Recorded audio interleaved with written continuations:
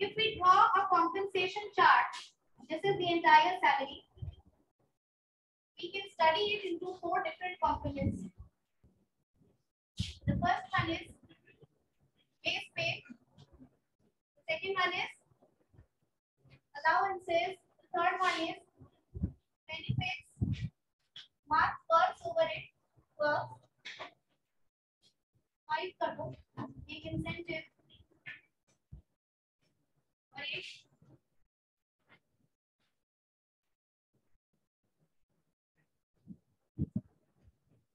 reward and recognition. Okay.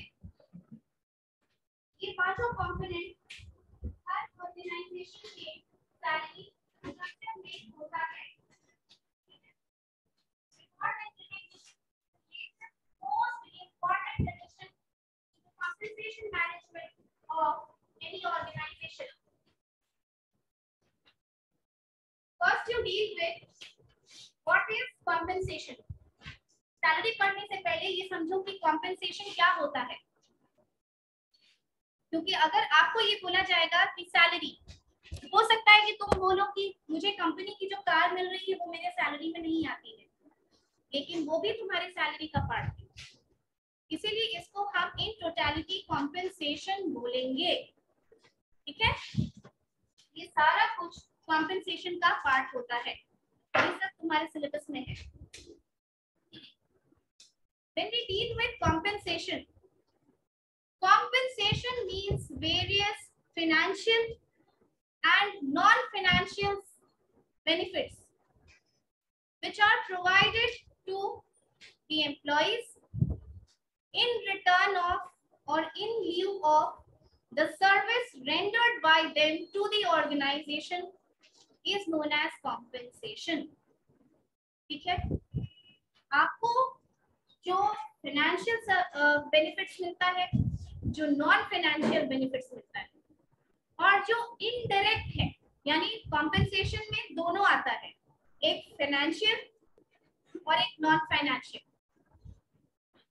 ठीक है, financial financial financial non financial both, financial non financial mostly non financial. इसीलिए देख रहे हो फाइनेंशियल नॉन फाइनेंशियल दोनों है.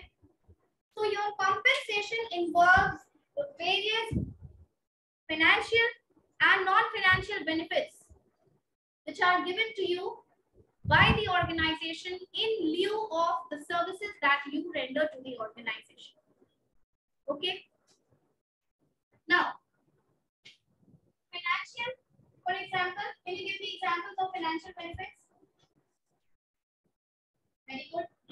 Salary, bonus, incentive, increment, good, and allowance. Allowance is always monetary, good. Non-financial, reward and appreciation. Promotion comes with an increase in money most of the times. Although, wait, you said promotion? You said promotion? See, mostly promotion comes with an increase in money also. But sometimes promotion is just given to for the purpose of job enlargement. Okay? जो promotion बिना पैसा बढ़ाए दिया जाता है, उसको बोला जाता है ड्राई प्रमोशन. ठीक है, लेकिन आप इसको यहाँ कंसिडर मत कीजिए. ये बस कॉन्सेप्ट के लिए जान लो कि ऐसा भी होता है. क्योंकि कई बार जब तक प्रमोट नहीं करोगे तुम किसी एम्प्लॉय को एक लेवल पे, तब तक उससे वो काम नहीं करा सकते हो जो उस लेवल पे कराया जाना है. तो किसी तरीके से खुश करके एम्प्लॉय को उस लेवल पे प्रमोट कर दिया जाता है ताकि उससे काम लिया जा सके.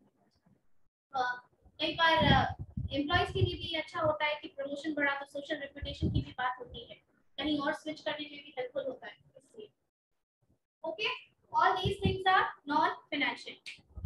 इसके अलावा फाइनेंशियल में और भी चीजें आती हैं, ईएसओपी वगैरह, वो बताएंगे धीरे धीरे क्लास में. आगे पढ़ोगे तब. Now you know the base pay, basic salary kind of thing. Basic salary, there is always a basic salary. there is a basic salary to the total salary that you get. Did I give you an example in the last class? Anything about basic salary? No. Generally the basic salary is 40 to 50% of your total CTC. जब job करने जाओगे last में तो तुम्हारा एक CTC मिलेगा offer package में. मान लो 4 लाख का CTC मिलता है ना, तो उस 4 लाख में 11-12 हजार तुम्हारा बेसिक 4 लाख मतलब पर एनम. तो मंथली सैलरी कितनी बनी? 4 को डिवाइड करो 12 से, 4 लाख को 33 के अप्रॉक्स. अब उसका 40-50% 40 करोगे तो 11 हजार कुछ आ जाएगा. ठीक है, वो होगा तुम्हारा बेसिक सैलरी. उसके ऊपर सारा अलाउंस कैलकुलेट होता है. समझ में आया? देखो मान लो 4 लाख तुम्हारा सीटीसी है. ठीक, अभी तुमको एक ऑफर मिल रहा है जॉब का. इस जॉब में तुम्हारा सीटीसी जो तुमको ऑफर किया जा रहा है वो 4 लाख का है. सपोज मंथली सैलरी कितनी बनी? 33,000. ठीक, जनरली तुम्हारे सीटीसी का 40 से 50% जो होता है वो बेसिक सैलरी होती है. ठीक है, बेसिक सैलरी होती है. उसी बेसिक पे तुमको फर्दर सारा कुछ अलाउंस वगैरह मिलता है. ट्रांसपोर्ट अलाउंस, मेडिकल अलाउंस, सब सुने हो ना? ये सारा allowance is a percentage of your basic salary. Suppose करो कि 40% उस कंपनी, वो कंपनी तुमको 40% का सीटीसी देती है. 40% of CTC is the basic salary given to you. इसका 40% निकालो.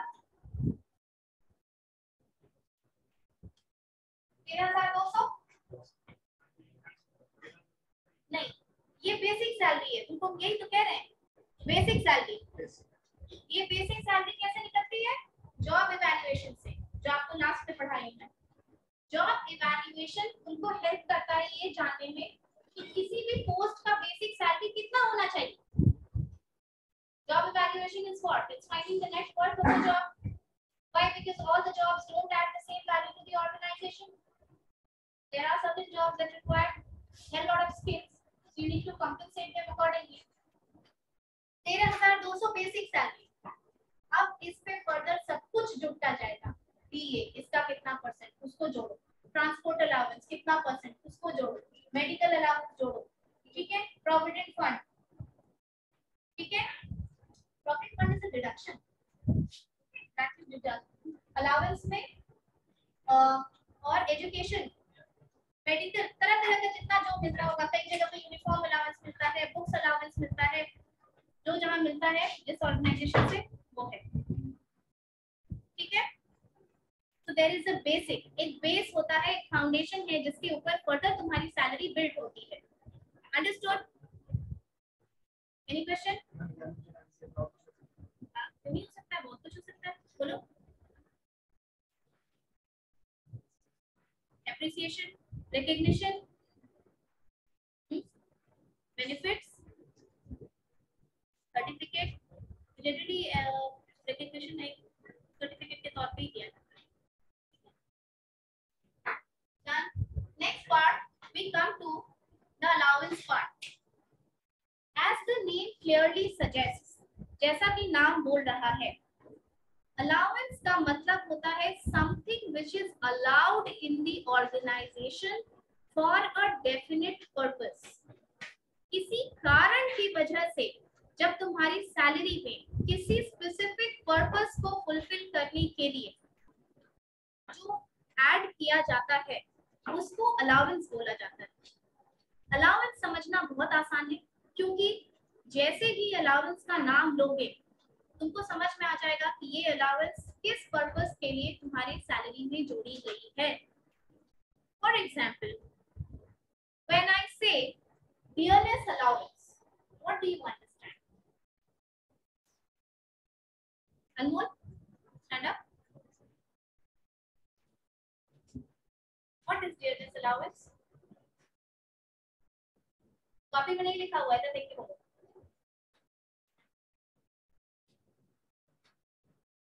बाकी किसी को आइडिया? महंगाई भत्ता सुने हो?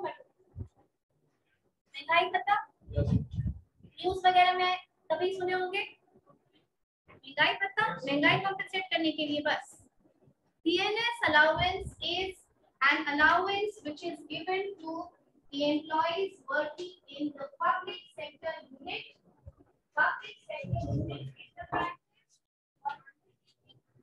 and pensioners of government job. सरकारी नौकरी के उपरांत और जो पेंशनर्स हैं सरकारी नौकरी से रिटायर्ड लोग, उनकी सैलरी का एक कंपोनेंट है DA, that is DNS allowance महंगाई भत्ता। बांग्लादेश की सैलरी में भी डीए एक कंपोनेंट है। डीए स्टार्ट हुआ था डियर फूड अलाउंस के तौर पे, ठीक है, डियर फूड अलाउंस के तौर पे फूड को कॉम्पेंसेट करने के लिए, फूड के एक्सपेंसेस को सेकेंड वर्ल्ड वॉर के टाइम पे। Later on, it took its shape as DNS allowance. DNS allowance is revised twice a year. साल में 2 बार रिवाइज होता है, जनवरी के महीने में और जुलाई के महीने में, ठीक है, जनवरी और जुलाई। DA is flexible, like it can go to either side, बढ़ भी सकता है और घट भी सकता है, लेकिन प्रैक्टिकली क्योंकि महंगाई कभी घटती नहीं है इसीलिए डीए भी कभी घटता नहीं है। जब भी रिवाइज होता है बढ़ी के आता है। समझ में आया? This is one allowance and why is it given in public sector units only. आपने प्राइवेट में सुना होगा कि 50% का स्विच हो गया, 100%, 150% तक का हाइक मिल जाता है, मिलता है ना। 10 लाख तुम्हारी सैलरी है, बहुत स्किल्ड हो तो तुमको 15 लाख का कहीं सीधा स्विच हो सकता है, और बड़े पोस्ट पे जाओगे तो और ज्यादा पैसा है। लेकिन गवर्नमेंट एम्प्लॉइज की सैलरी ऐसे नहीं बढ़ती है। जो ज्वाइन करता है IAS ऑफिसर, ठीक है, SDM, उसकी सैलरी 1 लाख रुपए भी नहीं होती है, नहीं होती है 1 लाख रुपए भी नहीं, ठीक है। बेनिफिट्स वगैरह वो फैसिलिटीज उनकी होती है, अलग बात है कि इंडिया में कहीं पे भी तुम गेस्ट हाउस में यहाँ पे वहाँ पे, वो सब अलग बात है। I am talking about the raw salary, तो 1 लाख रुपए नहीं होती है ज्वाइनिंग की, ठीक है। लेकिन तो उनकी सैलरी कैसे होती है? 3% के हिसाब से बढ़ती है। तो वैसे में देयर शुड बी, महंगाई वो 3% के हिसाब से नहीं बढ़ रही ना, तेजी से बढ़ रही है। So in that case, to protect their salary against such an inflation in the market, DNS allowance is added as a component. Got it? Some types of allowance. Write down the first allowance. Write down the first allowance. एक allowance का example लिख लो, बाद में भूल जाओगे। DNS allowance लिखो।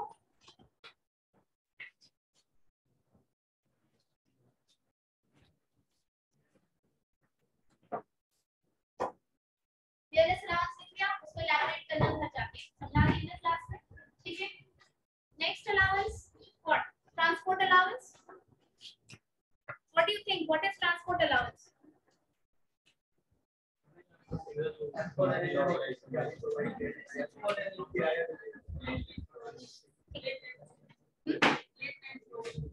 Late night. And export and import.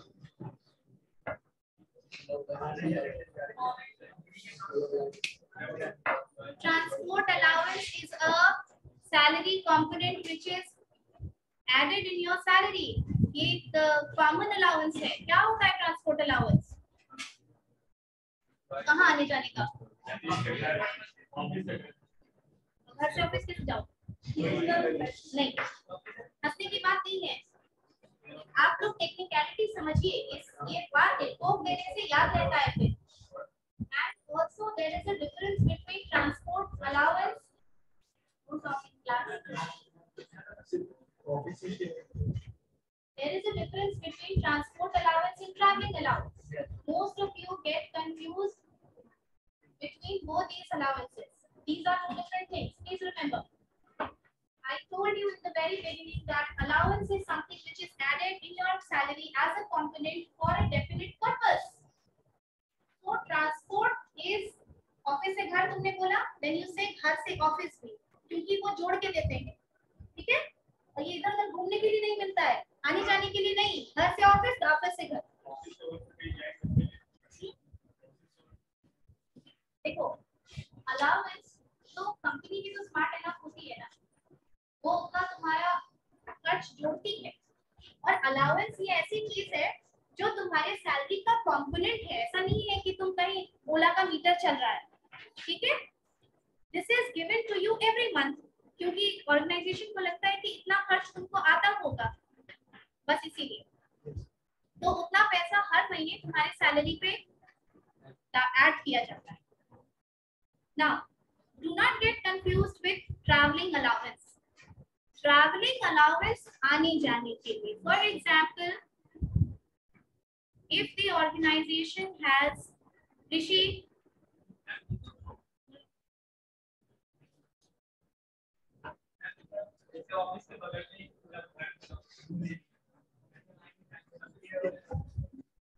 again, did I explain you travel allowance? What were we studying?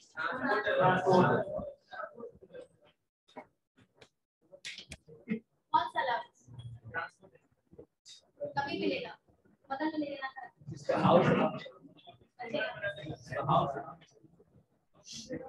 That was transport allowance. Okay, transport allowance is there in your, write down the second allowance. Example में लिखो transport allowance.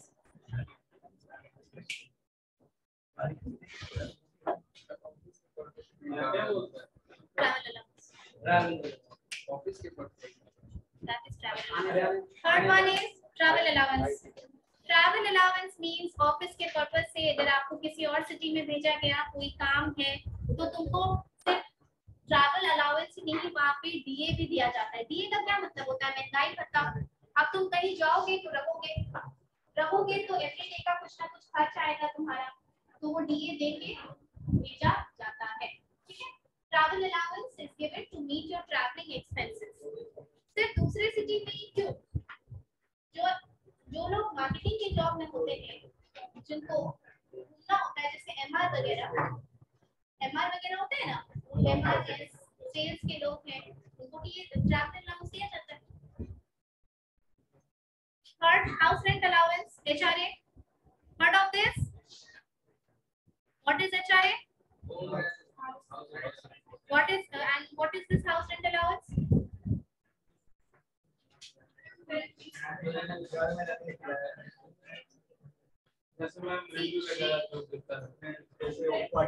She said correctly. She used the correct word. House को rent करने के लिए, ठीक है, खरीदने के लिए नहीं, हाँ, rent करने के लिए। Suppose you got a job in Hyderabad. Okay. Now the company would automatically know that if you are shifting from Patna to Hyderabad, you will be needing a house to be rented there, right? So that is why to rent a house, to meet the expense of renting a house when you are working, house rent allowance as a component of salary is added in your salary. Now, since the cost of renting a house is different in different cities.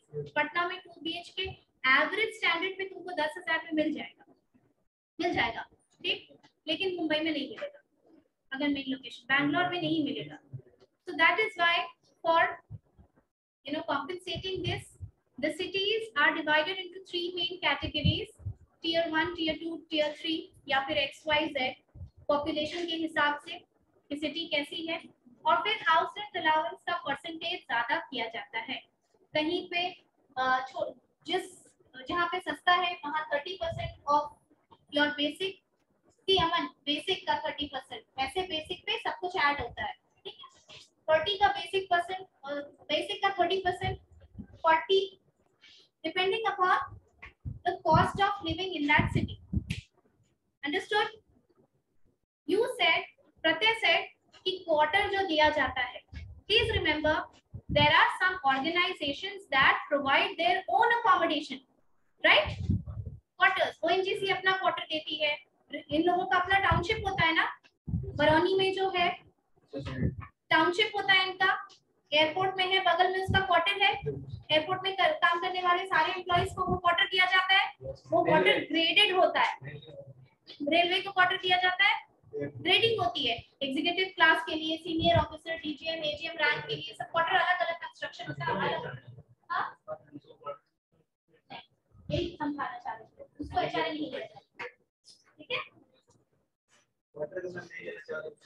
तब HRA, लेकिन normally लोग quarter ले लेते हैं, इसलिए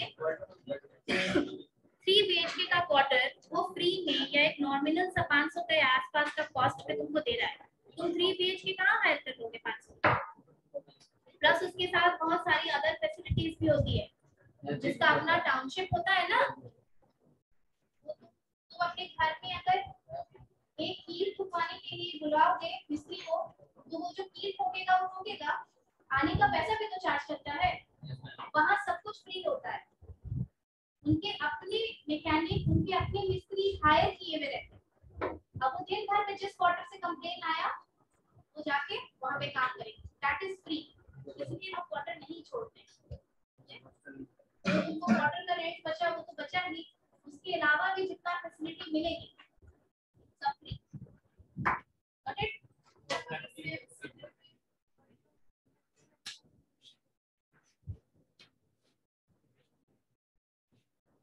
तो इसीलिए तो वो लोग अपने घर में भी रहते हैं तो भी अपने फादर से लिखवा लेते हैं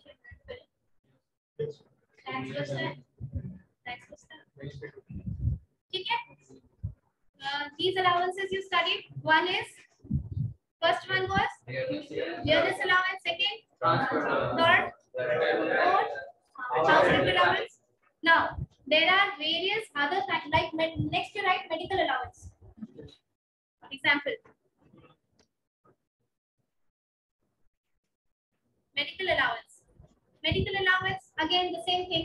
When you join an organization, the organization knows that you will fall sick. तुम बीमार पड़ोगे, तुमको डॉक्टर को दिखाने की, दवा खरीदने की, इन सब चीजों की जरूरत पड़ेगी, right? To meet such expenses, medical allowance is given to you. Now, please remember there is difference between medical allowance and medical reimbursement. Reimbursement word सुना है? नहीं, तो ध्यान से सुनिए। See, allowance is what? Allowance is something which is allowed in your salary. It is given to you as a part of salary. यानी तुम बीमार पड़ो या मत पड़ो, तुमको मेडिकल अलाउंस हर महीने दिया जाए क्योंकि तुम उसके लिए एंटाइटल्ड हो, ठीक है। लेकिन मेडिकल रीइंबर्समेंट ये नहीं होता है। कभी देखे हो बड़े लोगों को या भैया दीदी पापा मम्मी किसी को भी बिल जमा करो, बिल दिखाना है, ऑफिस में देना है, सुने हो, रिपोर्ट जमा करो, अल्ट्रासाउंड का रिपोर्ट रखो, सबमिट करना है बिल, ठीक है। ये होता है रीइंबर्समेंट। स्कूल का भी, बच्चों के 2 बच्चों के स्कूल का भी पूरा पैसा, state bank of India SBI 2 बच्चों का पूरा पैसा फ्री है पढ़ाने का। अंडरस्टूड?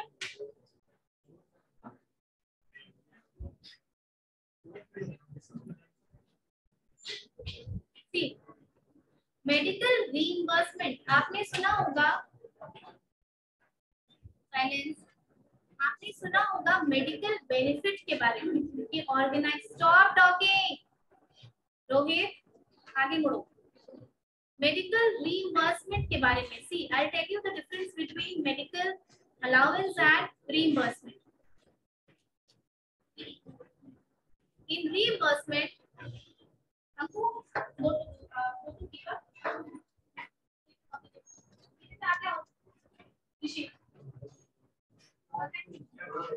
जल्दी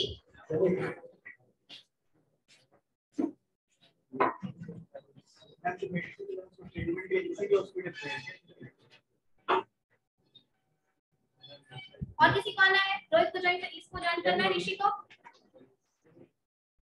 तुमसे नहीं ऑप्शन मांगे।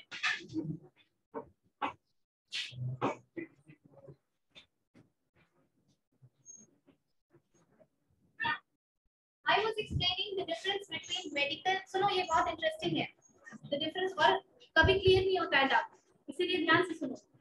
The difference between medical allowance and medical reimbursement, ये तुम्हारे सिलेबस में नहीं है, हम अलग से बता रहे हैं। Medical allowance means just as HRA, it is given to you every month whether you fall sick or not. But medical reimbursement is a part of company's medical plan.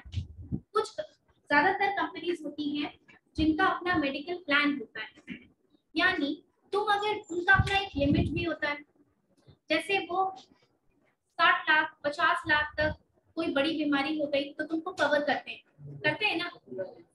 Insurance is also part of medical insurance, is a part of medical benefit.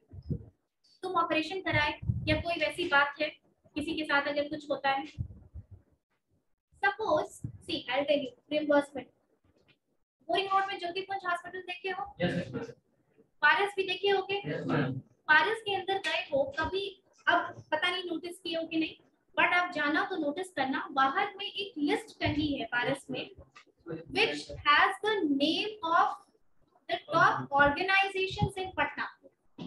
BSNL है, ONGC है, BHEL है, airports authority है और ऐसी बहुत सारी organisations हैं. इसका मतलब क्या है? इसका मतलब है कि पारस हॉस्पिटल या ज्योतिपुंज हॉस्पिटल इस ऑर्गेनाइजेशन के मेडिकल पैनल में है.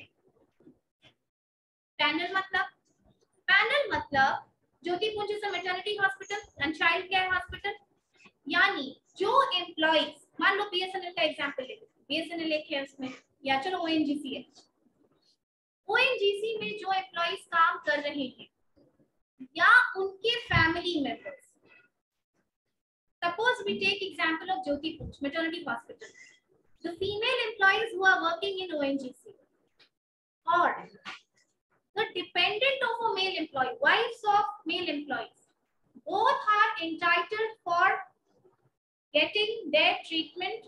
Suppose there is a delivery thing in Jyotipuj, और reimbursement का मतलब होता है कि आप ओपीडी के बिल से लेके सारा रिपोर्ट को कलेक्ट करके रखिए और लास्ट में आपको उसको एचआर को सबमिट करना होता है पैसा रीइंबर्स करने के.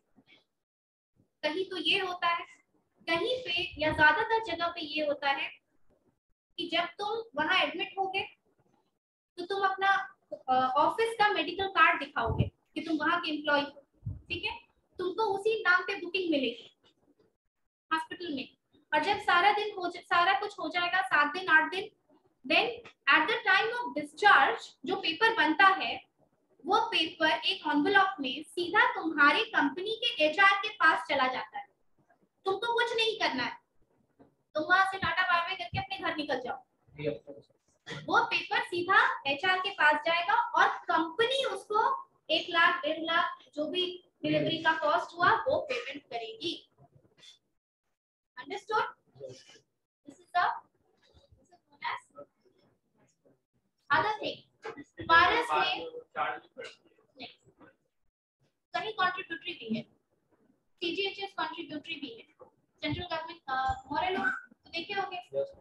पीछे वाला पेज जो है पाल होटल के सामने जो खुलता है, पाल होटल की बगल वाली बिल्डिंग सीजीएचएस की बिल्डिंग है, सेंट्रल गवर्नमेंट हेल्थ स्कीम. वहां पे सिर्फ सेंट्रल गवर्नमेंट के जो एम्प्लॉइज हैं चपरासी से लेकर के चेयरमैन तक वो अपना इलाज करा सकते हैं. कुछ भी सीजीएचएस का हॉस्पिटल अक्रॉस इंडिया है और जो चीज उसके पैनल में नहीं है टाई अप है, जैसे ये डॉक्टर सुभाष का जो राजा बाजार में आई सेंटर है करके कुछ है, वहां पर है, जो सीजीएचएस एम्प्लॉइज अपने मोतियाबिंद का इलाज कराते हैं वो वही कराते हैं, वो अपना पैसा बिल सब कलेक्ट करके रखते हैं, वो अपना ठीक है और फिर जाके ऑफिस में सबमिट करते हैं, उनको सारा पैसा मिल जाता है. अंडरस्टूड? तो मेडिकल अलाउंस लेने के लिए तुमको किसी तरीके का कोई बिल कुछ नहीं देना है, वो तुमको हर महीना मिलेगा. और मेडिकल फैसिलिटी जो होती है वो हर ऑर्गेनाइजेशन की अपनी पॉलिसी होती है, इसलिए आप इसको जनरलाइज नहीं कर सकते. कई जगह पे कंट्रीब्यूटरी भी होती है, बहुत कम कंट्रीब्यूशन होता है लेकिन फैसिलिटी बहुत बड़ी होती है. Got it? Now I should tell you कुछ और भी टाइप के अलाउंस है. सिंस आई टोल्ड यू कि allowances are highly designed for meeting the purposes in the organisation. That is why there are some specific kind of allowances that you have never heard of. तुमने सुना नहीं होगा आज तक, दो तीन example बताते हैं, जैसे फॉरेन अलाउंस सुना है, डेंजर अलाउंस सुना है, स्ट्रेस अलाउंस नहीं सुना है, ठीक है, ये सब टाइप का भी अलाउंस होता है। इसके अलावा यूनिफॉर्म अलाउंस सुना होगा, स्टेशनरी आइटम्स जो एग्जीक्यूटिव रैंक के होते हैं उनको पेन पेंसिल ये वो फलाना सब खरीदने के लिए मिलता है पैसा, यूनिफॉर्म अलाउंस, यूनिफॉर्म सिलवाने के लिए भी आप टेलर से रसीद दीजिए जाइए रिइंबर्स हो जाएगा, ये सब अलाउंस के तौर पर दिया जाता है। जनरली बैंक में या मीडिया हाउसेस में बुक्स, पीरियोडिकल मैगजीन ये सब खरीदने के लिए भी जो अलाउंस दिया जाता है, ठीक है। तो इस तरीके का बहुत सारा अलाउंस है। मील अलाउंस खाना के लिए, फॉरेन अलाउंस और डेंजर अलाउंस ये सब क्या है। यूपीएससी का exam you must know, you must be knowing, UPSC का एग्जाम होता है, कैडर ए के जो ऑफिसर्स होते हैं उसमें आईएएस आईएफएस ऑफिसर्स भी होते हैं, इंडियन फॉरेन सर्विसेज में जिनका सिलेक्शन होता है आईएफएस ऑफिसर्स, वो लोग जो फॉरेन में जैसे डिप्यूट होते हैं, यहाँ से गए अमेरिका है या मलेशिया है, इंडोनेशिया जहाँ पे भी हैं, तो वहाँ का कॉस्ट ऑफ लिविंग तो यहाँ से अलग है ना, so to compensate they are given foreign allowance, they are not given DNS allowance like here. To compensate they are given foreign allowance. Indian foreign policy में कुछ countries हैं जो जहाँ पे कि इंडिया का उनके साथ थोड़ा सा खींचातानी का रिलेशन है और थोड़ा सा डिफिकल्ट है वहाँ, उसमें श्रीलंका भी आता है, उसमें चाइना है, उसमें पाकिस्तान है। तो ऐसी कंट्रीज में जब वो ऑफिसर्स पोस्ट होते हैं तो वरना देखो कोई जाएगा नहीं ना, तुमको अगर बॉर्डर पे कश्मीर में रहने के लिए ज्यादा पैसा नहीं मिलेगा तो तुम तो बोलोगे कि हम पटना में ही रहेंगे, और वहां जाओगे भी तो तुम ठीक से ड्यूटी नहीं सर्व करोगे। वहां कम से कम तुम्हारे मन में ये तो होगा कि पैसा भी तो ज्यादा मिल रहा है। डिस्ट्रिक्ट मैजिस्ट्रेट, डीएम वगैरह जो ईस्टर्न रीजन में सर्व करते हैं ना, उनको उनके सैलरी में 30-35 हजार रुपए ज्यादा दिया जाता है। ये लाइफ का आज कंडीशन है, तो वो सारी फॉरेन पॉलिसीज में हमारे उसमें हमारे ऑफिसर्स पोस्ट होते हैं, enough of allowance, enough allowance समझ में आया, ठीक है। कम टू दिस पार्ट, ये छोटा है, पहले ये समझा देते हैं फिर थोड़ी देर ब्रेक देंगे। Incentive, what is incentive?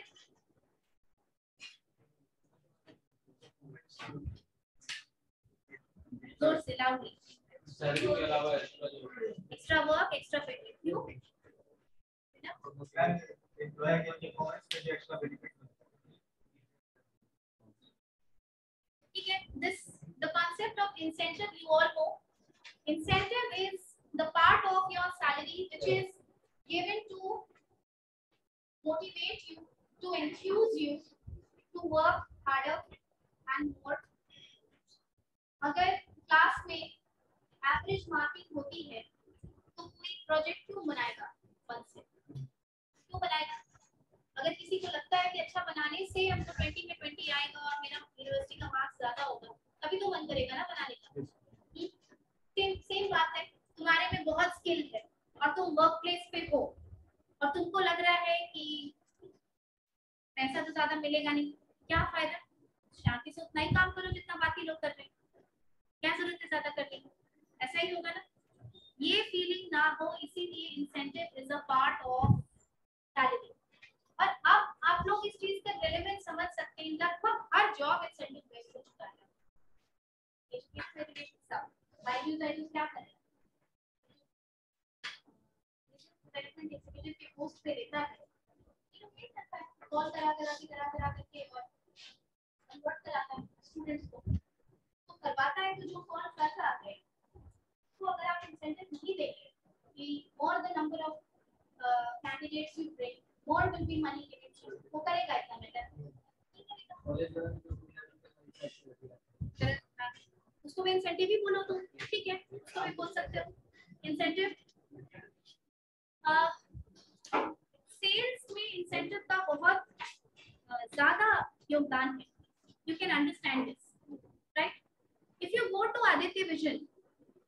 you just go to Aditya Vision, you can, the moment you enter, आपको ऐसे लगेगा कि वो लोग आपका इंतजार कर रहे हैं ना, और वहाँ अलग अलग कंपनी के लोग रहते हैं, अलग अलग कंपनी के लोग, हर कोई चाहता है, वो बस तुम्हारे मुंह से निकलना चाहिए कि हमको फ्रिज खरीदना है, उसके बाद बस वो हाथ ही नहीं खींचेंगे आपका, इतना ही करेंगे, बाकी वो आपको इतना कि आप यहाँ देखिए, यहाँ देखिए, वहाँ देखिए, and you will notice that जो पर्सन सेल्स कन्वर्ट करवा दिया, यानी तुमसे अगर तुमने खरीद लिया, that person will take you to the counter, why, क्योंकि वहाँ पे उसका नाम लिखा जाता है कि उसने ये सेल्स करवाया है ना, लास्ट में जब इंसेंटिव काउंट होता है तो किया जाता है। सिमिलरली जोमेटो पीपल ऑर्डर के बाद जो रिक्वेस्ट करते हैं ना, प्लीज रेटिंग कर दीजिएगा, हर रेटिंग का उनको 10 रुपए मिलता है, हर रेटिंग का उनको 10 रुपए मिलता है। सोचो, more the number of rating more they, सब लोग सर्विस सेक्टर में खासकर ऐसा है। अर्बन क्लैप इसकी सर्विसेज सैलून की, क्लीनिंग की, इसकी सर्विसेज है, पटना में भी अब आ गया, बहुत बढ़िया काम कर रहा है ये। तो जो पर्सन आएगा आपके रूम पे, घर पे, वो क्लीन करेगा या आप जो भी ट्रीटमेंट कीजिए, उसके बाद वो प्लीज रिक्वेस्ट करेगा, अगर आप उसका रेटिंग अच्छा देते हैं, the other clients will also pursue that person and the company will also prefer that person, इसकी रेटिंग बराबर अच्छी आ रही है तो उसको प्रमोशन में या इंसेंटिव में कंसीडर किया जाएगा। ओके, सो इंसेंटिव, नाउ इंसेंटिव के ऊपर काफी डिस्कशन है कि अगर हम प्रोडक्शन में इंसेंटिव की बात करें, प्रोडक्शन में अगर हम इंसेंटिव की बात करें तो कैसा हो, क्या ये सही है या क्या इसमें कुछ फ्लॉ है, समझ में आता है? प्रोडक्शन में यानी more the number of units produced, more will be incentive given to you. How many say it's fine? क्योंकि होता है कि ऐसा तो होता है ना, गवर्नमेंट को किसी को कुछ प्रॉब्लम नजर आता है क्या इसमें प्रोडक्शन में? बोलो, wastage, how?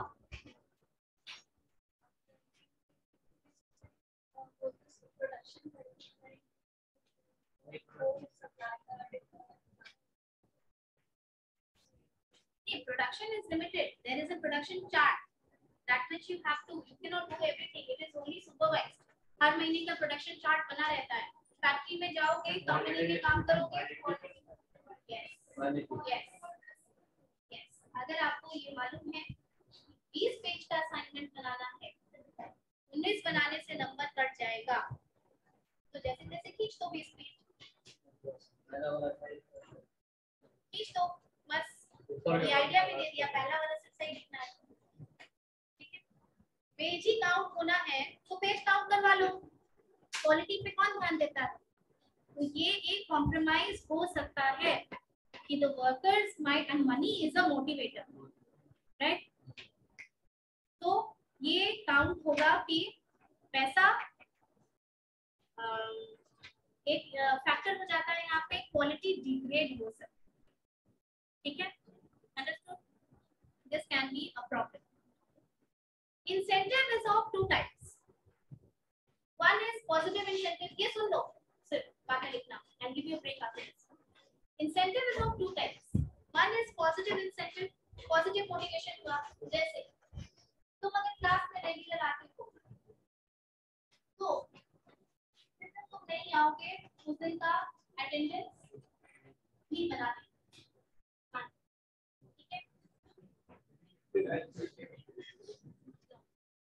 understood? Negative incentive, नहीं आओगे तो पूरा लेक्चर क्लास के, अगर 5 मिनट लेट आओगे क्लास के बाद पढ़ेंगे,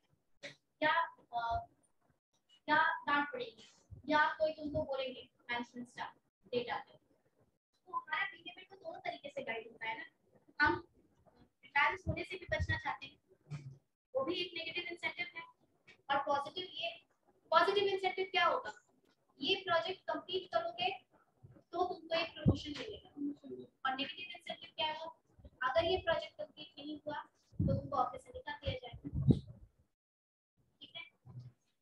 दोनों तरीके से मोटिवेट किया जा सकता है।